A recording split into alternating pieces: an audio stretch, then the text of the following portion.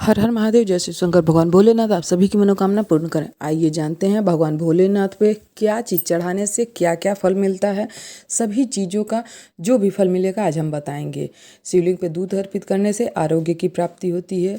शिवलिंग पे दही अर्पित करने से हमें जीवन में हर्ष और उल्लास की प्राप्ति होती है। आइए और जानते हैं। शिवलिंग पे शहद चढ़ाने से आपको रूप सौंदर्य प्राप्त हो जाता है, वाणी में मिठास रहती है और समाज में लोकप्रियता बढ़ जाती है आपकी। शिवलिंग पे आप घी चढ़ाने से हमें तेज की प्राप्ति होती है। अगर आप भोलेनाथ को घी चढ़ाते हैं तो आप में तेज की प्राप्ति होगी। शिवलिंग पे शक्कर चढ़ाने से सुख समृद्धि और ऐश्वर्य की प्राप्ति हो जाएगी। जी हाँ भक्तों, अगर आपको धर्म की प्राप्ति चाहिए तो आप शिवलिंग पे इत्र चढ़ाएं। शिवलिंग पे सुगंधित तेल चढ़ाने से धन धान्य की वृद्धि होती है और जीवन में सभी भौतिक सुखों की प्राप्ति हो जाती है। जी हाँ, सुगंधित तेल चढ़ाने से। शिवलिंग पे आप चंदन का लेपन करेंगे तो समाज में यश और मान सम्मान की प्राप्ति आपको हो जाएगी। स्वतः ही भोलेनाथ प्रसन्न होकर सब दे देते हैं। शिवलिंग पे केसर अर्पित करने से दाम्पत्य जीवन सुखमय रहता है। जी हाँ भक्तों, विवाह में आने वाली समस्त अड़चनें दूर हो जाती हैं अगर आप केसर चढ़ाते हैं तो। मनचाहा जीवन साथी प्राप्त होता है। विवाह के योग शीघ्र बन जाते हैं। अगर आपका विवाह नहीं हो रहा है तो शिवलिंग पे आप जाके केसर चढ़ाइए।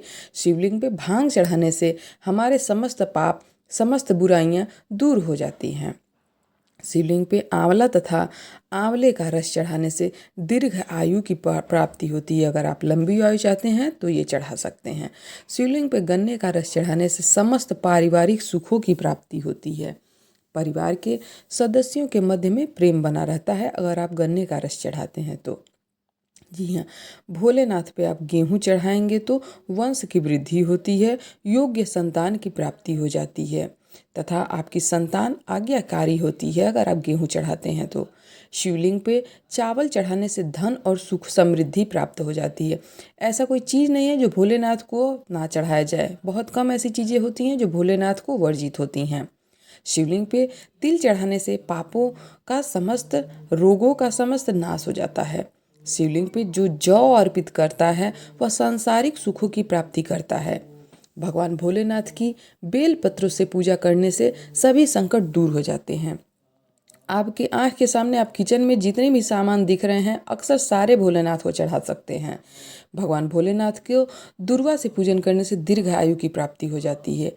भगवान भोलेनाथ को हर श्रृंगार के जो पुष्प होते हैं, जो फूल होते हैं छोटे छोटे सुगंधित, उससे पूजा करने पे सुख संपत्ति और ऐश्वर्य की प्राप्ति होती है। तथा भगवान भोलेनाथ के जो शिवलिंग है उस पर चमेली के फूल चढ़ाने से सुख समृद्धि में वृद्धि हो जाती है। भगवान भोलेनाथ के शिवलिंग पे धतूरे से पूजन करने पर आपको भगवान शंकर सुयोग पुत्र प्रदान करते हैं जो कुल का नाम रोशन करते हैं। जी हाँ, भगवान भोलेनाथ की आंकड़े के फूल से पूजा करने पे, श्रृंगार करने पे उनका उस फूलों से जीवन में सभी सुख मिलते हैं। पितरों को मोक्ष की प्राप्ति हो जाती है। आइए आगे बढ़ते हैं कि और क्या चीज़ चढ़ाएं भोलेनाथ प्रसन्न होते हैं और क्या फल देते हैं। भगवान भोलेनाथ को अलसी के फूलों से पूजन करने पे मनुष्य सभी देवताओं का प्रिय हो जाता है। सभी देवता उस पर प्रसन्न हो जाते हैं अलसी के फूलों से अगर भोलेनाथ की पूजा कर देते हैं तो। भगवान भोलेनाथ की बेला के फूलों से पूजन करने पे मनचाहा सुंदर जीवन साथी आपको प्राप्त होता है।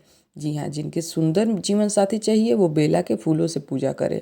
भगवान भोलेनाथ की जूही के फूलों से पूजा करने से घर कारोबार में धन धान्य की कोई कमी नहीं रहती है। जल से रुद्राभिषेक करने पे वृद्धि होती है। कुसा जल से अभिषेक करने पे रोग व दुख से छुटकारा मिलता है। दही से उनका अभिषेक करने पर पशु भवन तथा वाहन की प्राप्ति हो जाती है। जी हाँ, अब ये अभिषेक उनका किस चीज़ से करते हैं तो क्या फल मिलता है ये जानते हैं। गन्ने के रस से अभिषेक करने पर लक्ष्मी की प्राप्ति हो जाती है, आपको धन की प्राप्ति होती है। मधु युक्त जल से अभिषेक करने पर धन में वृद्धि हो जाती है। तीर्थ के जल जो आप लाते हैं उससे आप भोलेनाथ का अभिषेक करेंगे तो मोक्ष की आपको प्राप्ति होती है। इत्र मिले जल से अभिषेक करने पे रोग नष्ट हो जाते हैं। दूध से अभिषेक करने पे पुत्र की प्राप्ति होती है। प्रमेह रोग की शांति तथा मनोकामना पूर्ण हो जाती है दूध से अभिषेक करने पे। तथा गंगा जल से अगर भगवान भोलेनाथ का अभिषेक करेंगे तो आपका बुखार जो रहेगा वो ठीक हो सकता है, ज्वर ठीक हो जाता है। दूध शर्करा मिश्रित अभिषेक करने से सद्बुद्धि की प्राप्ति होती है, यानी दूध और चीनी मिला के। घी से अभिषेक करने पे वंश का विस्तार होता है। सरसों के तेल से अभिषेक करने से रोग तथा शत्रुओं का नाश हो जाता है। आइए जानते हैं और आगे।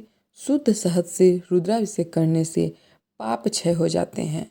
इसके अलावा शिवलिंग पे कच्चे चावल चढ़ाने से धन संपत्ति की प्राप्ति होती है। आइए अब आगे जान लेते हैं। तिल चढ़ाने से, जो तिल होता है काला तथा सफ़ेद तिल होता है, उसको चढ़ाने से समस्त पापों का नाश हो जाता है। शिवलिंग पे आप जौ चढ़ाएंगे तो लंबे समय से चल रही सभी परेशानी दूर हो जाएगी।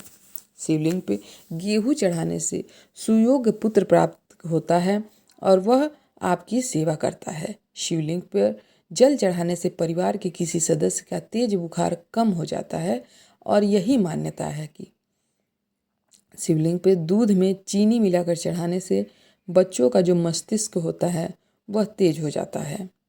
जी हाँ, शिवलिंग पे गन्ने का रस चढ़ाने से सभी प्रकार के जो संसार में जो भी सुख हैं आप प्राप्त करना चाहते हैं, भोलेनाथ अवश्य आपको प्राप्त करने में मदद करेंगे।